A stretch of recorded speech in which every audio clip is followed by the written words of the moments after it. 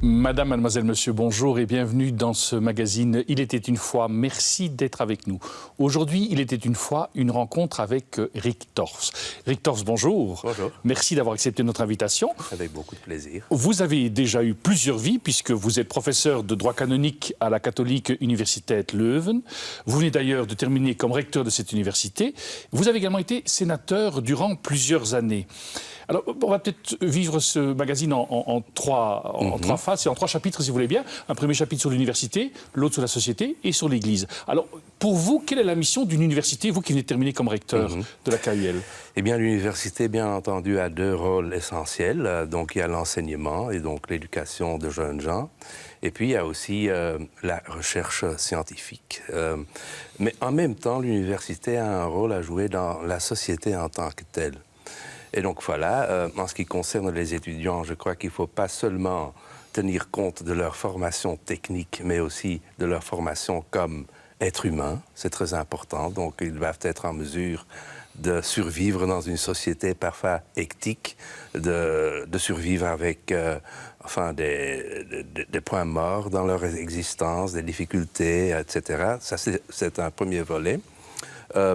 Et puis, il y a bien entendu aussi le rôle de l'université en tant que partenaire dans la société. Et là, il y a une grande discussion qui a lieu de nos jours. Il y a des gens qui disent au sein des universités que l'université doit tout d'abord fournir une certaine expertise technique et que les universitaires doivent se limiter sur leur terrain à eux et ne peuvent pas intervenir ailleurs.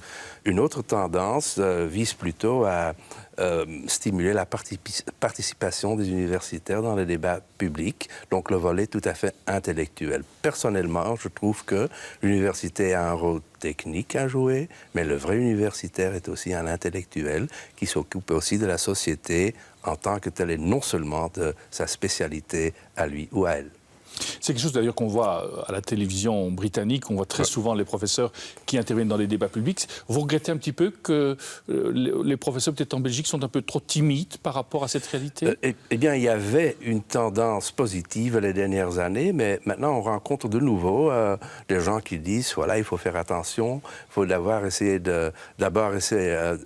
d'obtenir un consensus auprès du monde scientifique strictement parlant, et ça évidemment limite les possibilités de discussion ouvertes avec la société. Je trouve que les universitaires doivent avoir le courage de s'exprimer, parfois aussi de se tromper, d'être contredits par d'autres personnes dans la société, même des politiques, des journalistes et que sais-je.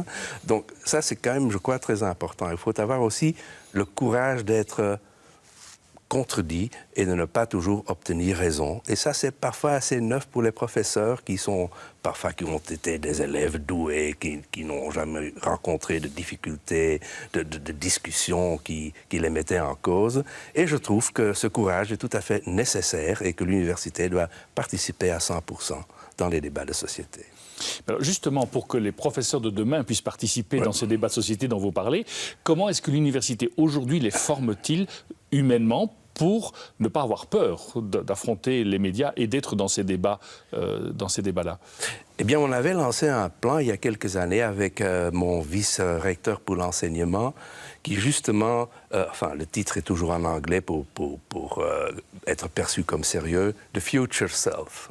Et ça signifie que l'étudiant, bien entendu, doit être formé, techniquement parlant, avec toutes les nouvelles techniques, méthodes, tout à fait, il faut être à point sur tous les terrains.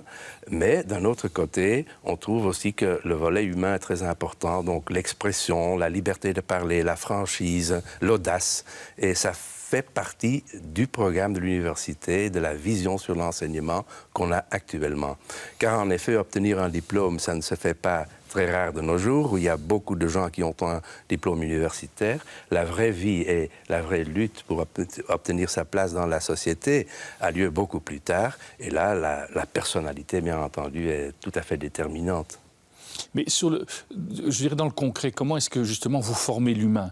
Je vois bien quand vous formez des gens à des disciplines, ça c'est une chose, ça c'est théorique, mais comment est-ce que vous arrivez à former l'humain dans une institution comme la vôtre? Eh bien, je crois qu'il faut tout d'abord offrir certains cours, comme des cours de philosophie, aussi de religion, disons. Tout le monde a un cours dans ce sens-là, jusqu'ici à l'université, la dernière année la plupart du temps, pour justement mettre dans un cadre tout ce qu'on apprend au niveau technique et pratique.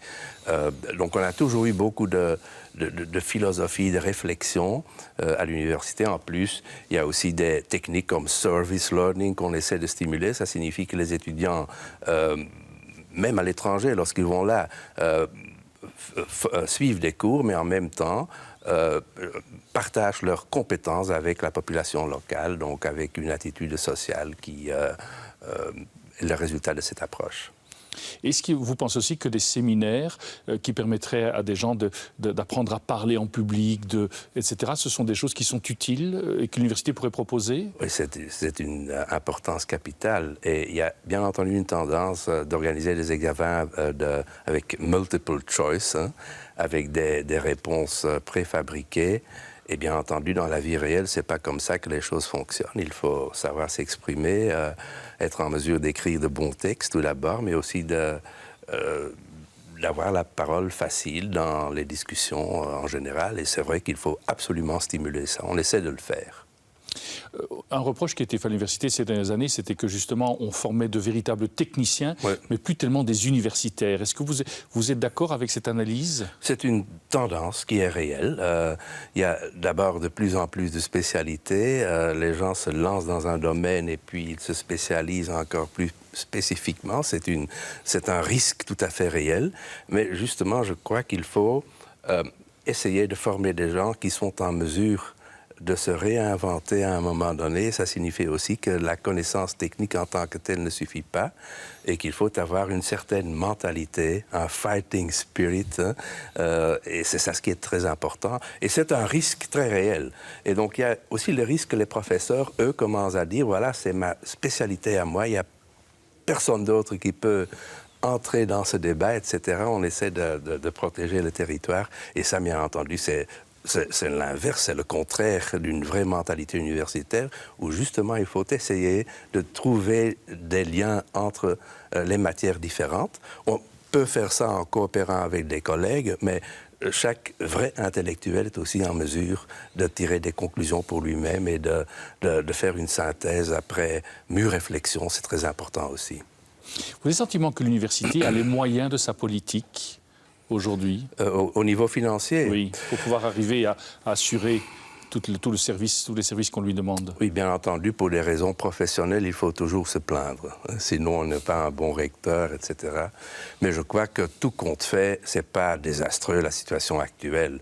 En Flandre, d'ailleurs, le système de financement est différent de celui en Belgique francophone, où justement le nombre d'étudiants est le point de départ pour le modèle de financement. Ce n'est pas le cas en Flandre, où seulement pour 55% le nombre d'étudiants est pris comme point de départ, et pour le reste, c'est la recherche qui est financée, donc la qualité de la recherche, qui est vérifiée par des commissions externes, et donc la qualité de la recherche est aussi partiellement responsable pour la division de l'argent en Flandre. Donc c'est tout à fait différent entre les deux parties du pays.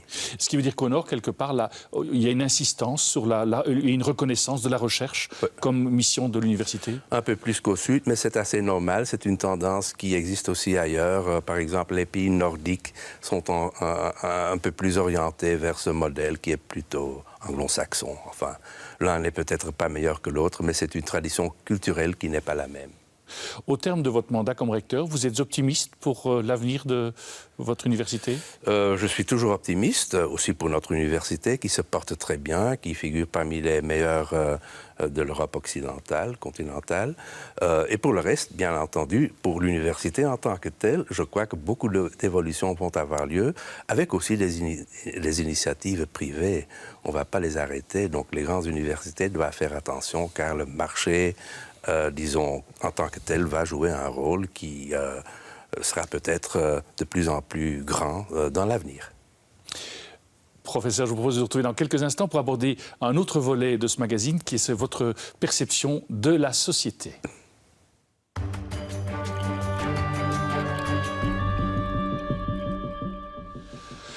Professeur Richters, vous avez été également sénateur dans une de vos vies. Quelle est votre vision de la société aujourd'hui ? Eh bien, je trouve que la société devrait devenir plus optimiste de nouveau. On a un peu perdu parfois l'élan. On est très critique vis-à-vis de nos propres institutions. Parfois, c'est important. Donc, il y a ce processus qui est peut-être nécessaire pour un peu renouveler les forces, mais il faut rester optimiste en tant que tel. Et je trouve que l'Europe actuellement, par exemple, devrait pouvoir donner une réponse aux grandes questions mondiales. Et ce n'est pas toujours le cas. On est un peu, comment dire, dans une position défensive. Ce sont d'autres continents qui maintenant ont la parole. C'est un peu comme ça avec l'Asie, la Chine, même toujours les États-Unis. Et l'Europe est en train de perdre un peu de vitesse. Or, ce qui me semble être très important pour l'avenir, c'est de maintenir notre système, l'essentiel aussi de notre sécurité sociale. Et ce n'est pas évident. Donc, il faut être productif, montrer beaucoup de créativité d'un côté. Et bien entendu, en même temps, il faut essayer de soutenir et de maintenir un système qui n'existe nulle part ailleurs, un peu aux États-Unis, pas trop, et absolument pas ailleurs. Donc, c'est pas facile. Donc, notre système de sécurité sociale, comment va-t-on le protéger? Et ça, c'est quelque chose qui doit être stimulé par le monde politique, de toute façon. Qu'est-ce qui fait qu'un professeur d'université, à un moment donné, décide d'embrasser une carrière politique? Bon, c'est un peu, comment dire, c'est un peu... Ça devient de façon un peu naturelle. J'ai toujours participé au débat public, j'ai eu des émissions de télévision en Flandre, j'ai écrit pour les journaux, j'ai eu une rubrique pour The Standard pendant 14 ans, maintenant pour Laatste Nieuws, donc j'ai toujours un peu participé à la vie publique. Et finalement, les gens qui font partie de cette discussion, disons, dans la société, sont demandés par les partis politiques. C'est comme ça, car tout le monde les connaît, ils obtiennent des voix. C'est un peu le mécanisme. Et je me disais, bon, j'ai déjà tellement réfléchi, entre parenthèses, sur un tas de problèmes et donné mon opinion. Donc, il faut aussi essayer de prouver qu'on peut changer quelque chose soi-même. Ça n'a pas trop bien réussi, par ailleurs.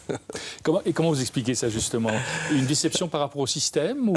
C'est difficile. Hein? Donc, on vit quand même dans un système de particratie, ça c'est certain, avec quelques personnes qui sont responsables pour les grandes lignes de la politique. Et bon, on peut obtenir pas mal de voix. J'en avais 144 000, donc c'est pas mal. Mais finalement, c'est le parti qui décide et qui décide sur la politique à suivre. Quelques personnes, un système oligarchique de toute façon. Et lorsqu'on est simplement parlementaire, donc simple parlementaire, donc bon, on a son tout petit terrain, mais pas... On ne peut pas vraiment influencer la grande politique. C'est encore plus facile, je crois, comme journaliste, par exemple, que comme parlementaire.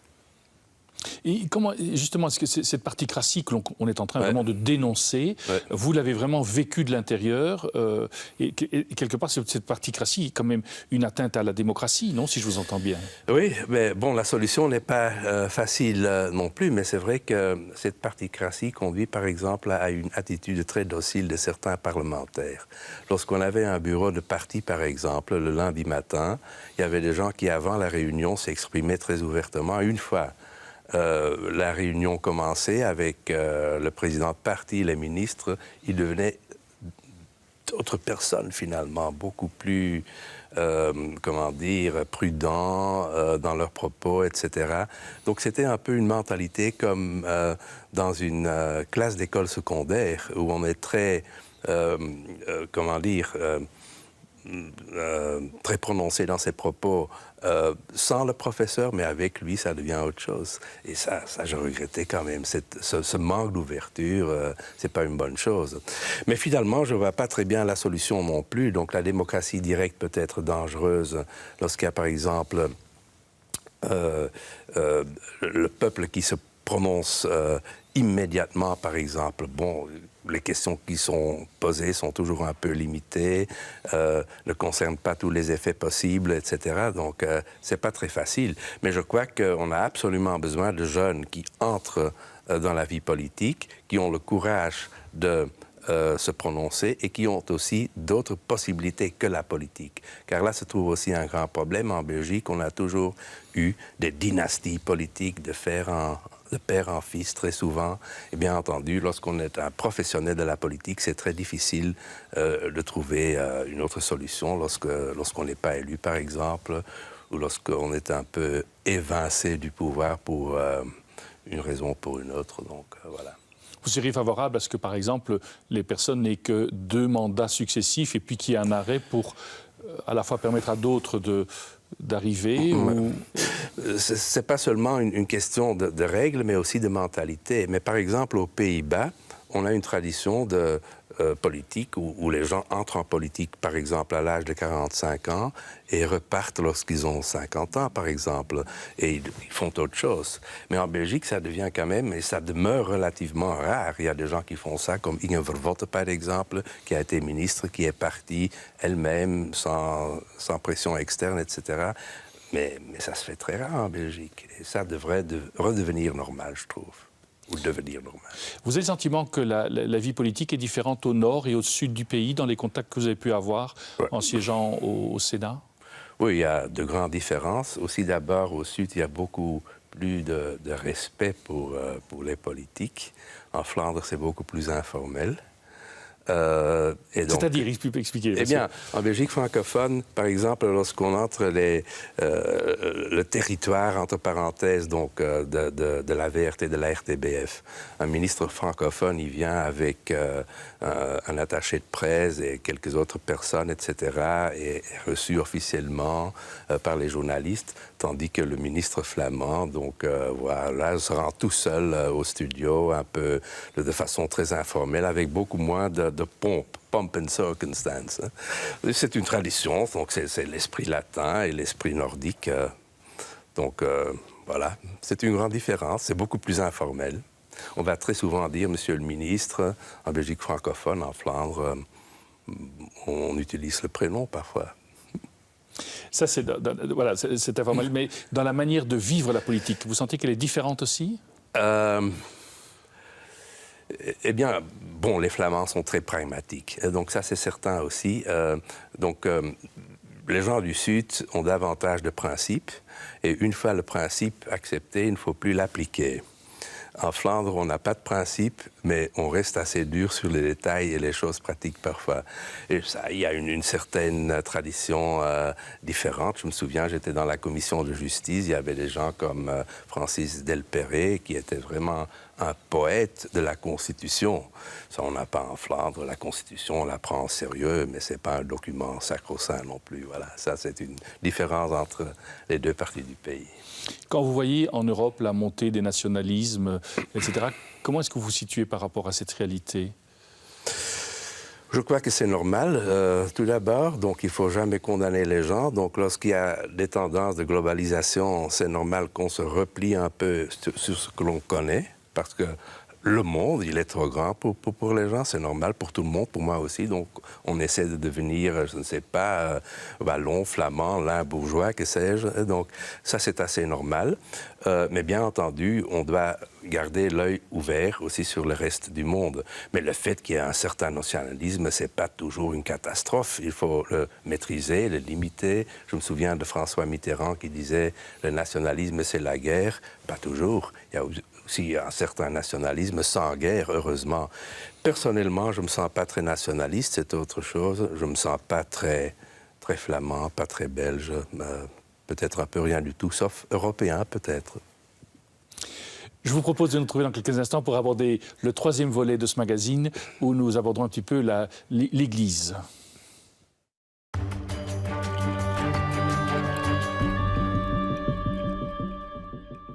Après votre vision sur l'université, sur la société, quelle est votre vision sur l'Église catholique? Eh bien, je suis catholique pratiquant depuis toujours et avec beaucoup de plaisir.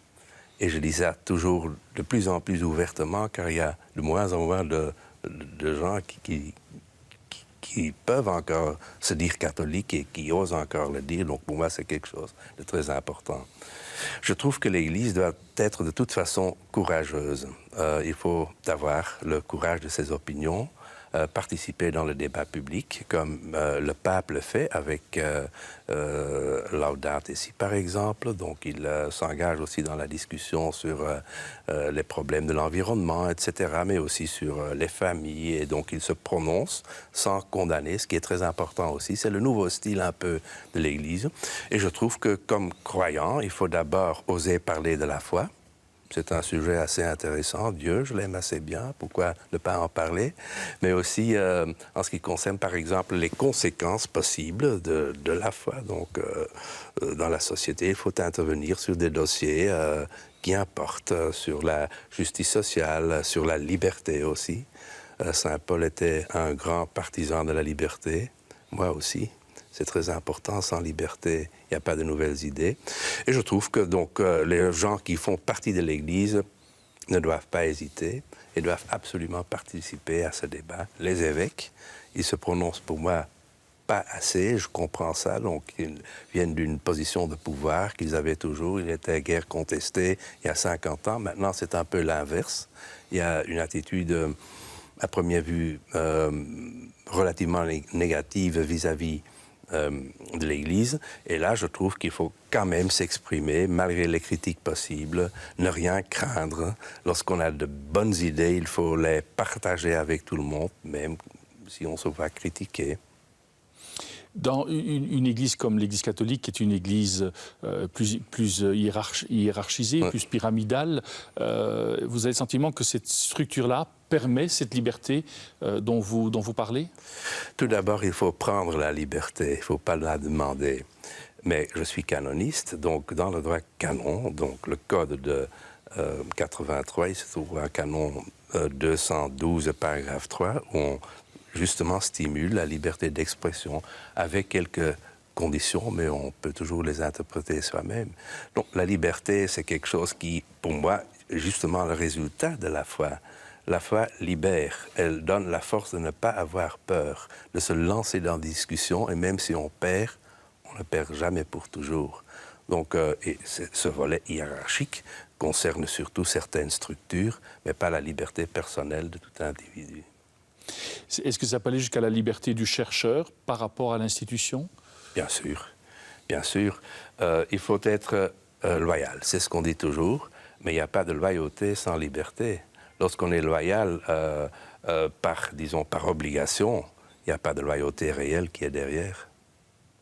Nous sommes dans une société qui est de plus en plus sécularisée. Est-ce que vous avez le sentiment que c'est une bonne chose pour l'Église? C'est une autre réalité. Il ne faut pas toujours dire que c'est une bonne chose. On dit ça souvent. Hein. On dit oh, on a beaucoup de chance, on vit dans une société sécularisée. Heureusement qu'on n'est plus dans l'ancien régime et que sais-je. C'est une autre situation. Et je trouve ce qui est peut-être positif, un volet positif, est que les gens ont une connaissance très faible de leur propre tradition. Et chez la nouvelle génération, il y a sûrement une certaine ouverture d'esprit, une certaine curiosité, tandis que les gens qui ont maintenant peut-être mon âge sont plus sceptiques très souvent, ont souffert par l'Église ou que sais-je, ou par leur éducation spécifique dans un contexte catholique. Mais maintenant, il y a une grande ignorance qui offre quelques possibilités, parce que parfois c'est très curieux, il y a des gens qui sont très calés, spécialisés dans leur matière à eux, mais qui sont complètement ignorants au niveau de la foi, qui ont encore la foi qui ont une idée de la foi d'un enfant de 9 ans. Et c'est ça ce qui est très intéressant, ça offre des opportunités, mais il faut oser discuter, bien entendu. Car il y a pas mal de gens qui disent de nos jours que tout peut être résolu par le biais de la science, et là, il faut quand même essayer d'offrir un contrepoids. Et justement, quel est ce contrepoids que vous pouvez vous offrir? Eh bien, la science est magnifique. Enfin, bon, c'est aussi ma profession. Elle résout beaucoup de questions, mais pas le pourquoi et pas les autres dimensions de la vie qui ne sont pas toujours scientifiquement visibles, comme la beauté, l'amour, la profondeur des idées, peut-être aussi la vie éternelle. C'est aussi un sujet que j'aime bien. Et vous avez une réponse à cette question sur la vie éternelle? Ah, je suis pour. Et je crois que les gens ne vont pas être déçus dans leurs rêves les plus profonds. Quand on est professeur de droit canonique, comment est-ce que l'on peut annoncer l'Évangile? Eh bien, bien entendu, le droit canon est très lié à la théologie, mais aussi au droit. Annoncer l'Évangile en relativisant beaucoup de choses. Donc, lorsqu'on est canoniste, on est évidemment confronté avec le côté un peu noir du système. Il faut vivre avec. Donc, il faut essayer de survivre ce volet noir de l'institution qui est l'Église, car ça demeure une institution humaine de toute façon. Et donc, le fait de ne pas condamner les gens, de relativiser les choses, de garder un certain sens de l'humour, par exemple. La vie est sérieuse peut-être, l'Église l'est aussi, mais la façon dont la vie se développe et dont l'Église participe à la réalité, là, on peut quand même relativiser les choses. Peut-être une question plus personnelle, le professeur Richtoffs. Qu'est-ce qui fait que vous avez choisi cette discipline du droit canonique? Bien, j'ai fait aussi le droit normal, entre parenthèses, mais à partir de la 3e année, je m'ennuyais énormément. Il y avait d'autres choix possibles aussi, l'économie. Mais qu'est-ce qu'on peut faire avec ça? Devenir riche, mais ça devient ennuyeux à un certain moment. Les sciences politiques, mais pour cela, à l'époque, il fallait être communiste et je ne l'ai jamais été. Alors, il y avait encore le droit canon. Je me disais, ça me semble être intéressant. Mais la vraie raison, bien entendu, c'est que je me sens bien à la frontière de l'organisationnel et des structures d'un côté et de la spiritualité, de la profondeur des idées de l'autre côté. Par rapport au monde dans lequel on est, vous êtes un homme optimiste? Bien sûr, car le pessimisme est pire. C'est-à-dire? Eh bien, le pessimisme ne rend pas heureux. Et il y a des raisons pour être optimiste. Il y a la beauté du monde, de la tradition aussi, mais aussi les forces nouvelles qui émergent, donc les nouvelles idées. Donc voilà, pourquoi être pessimiste? Je vois beaucoup de gens, de personnes gentilles, beaucoup de créativité, aussi beaucoup de misère, mais justement, la créativité est là pour faire face à la misère. En termes de créativité, vous avez des projets pour les vies futures que vous allez vivre? J'écris pour quelques journaux. Je vais écrire aussi sans doute un nouveau livre. Je suis en train de commencer. J'ai même publié un petit livre avec mes tweets, donc c'est assez neuf. Et pour le reste, je vais essayer aussi d'être présent dans les médias dans les années qui suivent. Mais la vie politique est finie. Mais j'ai encore de très bons contacts avec ces braves gens, donc ça me plaît toujours beaucoup d'être en contact avec eux. Professeur Richtoffs, merci beaucoup d'avoir pris le temps de nous présenter à la fois votre vision de l'université, de la société et de l'Église. Nous arrivons au terme de ce magazine. Merci d'être resté avec nous. Si vous souhaitez le revoir, il vous est possible de le faire en allant sur le site catobel.be. Au nom de toute l'équipe qui a préparé ce magazine, il me reste qu'à vous souhaiter une excellente journée. À très bientôt.